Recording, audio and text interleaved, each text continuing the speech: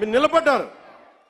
ధైర్యం లేని చోట, వీరత్వం లేని చోట మొత్తం పోద్ది. ధైర్యే సాహస లక్ష్మి అంట. ధైర్యం ఉన్న చోట ఐశ్వర్యం ఉంటుంది, ధైర్యం లేని చోట అన్నీ పోతాయి. అందుకే నాకు ఇష్టమైన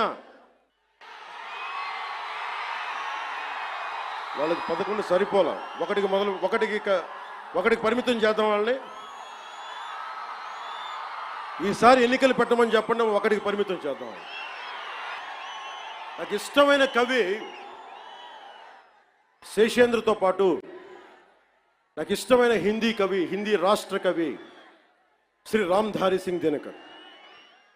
ఆయన రాసిన పరశురాంకి ప్రతీక్ష చాలాసార్లు చదువుకొని గుండెలో ధైర్యం నింపుకునేవాడిని. చైనాకి మన దేశానికి యుద్ధం వచ్చినప్పుడు మీరు సైనికుల్ని బలి చేశారు, సరిగ్గా చేయలేదన్న వేదనతోటి పరశురాంకి ప్రతీక్ష రాశారు. దాంట్లో ఉన్న కొన్ని పంక్తులు మీకు చదివి వినిపిస్తాను.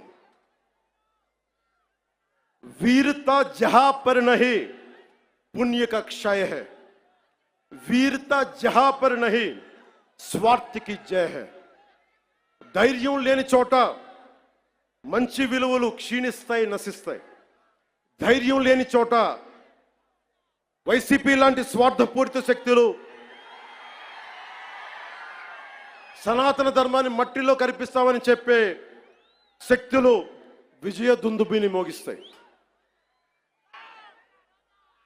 భిన్నత్వంలో ఏకత్వం అంటే సనాతన హిందూ ధర్మాన్ని ఒంటరి చేసి చంపడం కాదు కదా. భిన్నత్వంలో ఏకత్వం అంటే అన్నీ కలుపుకొని వెళ్ళటం. విజయనగర సామ్రాజ్యం రాజులు ఆ రోజున అరబ్ దేశాల నుంచి వచ్చిన అశ్వక వర్తకులకి మాకు ప్రార్థన చేసుకోవడానికి నమాజ్కి మస్జిద్ లేదంటే మస్జిద్ కట్టించింది. సనాతన ధర్మం దాని గొప్పతనం. పోర్చుగీస్ వ్యాపారస్తులకి మా క్రిస్టియానిటీకి చర్చిలు లేవంటే చర్చిలు కట్టించారు. ఆ రోజు ఎవరు ఎదుర్కోలా.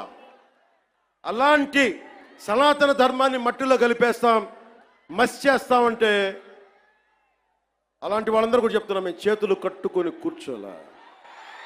గుర్తుపెట్టుకో.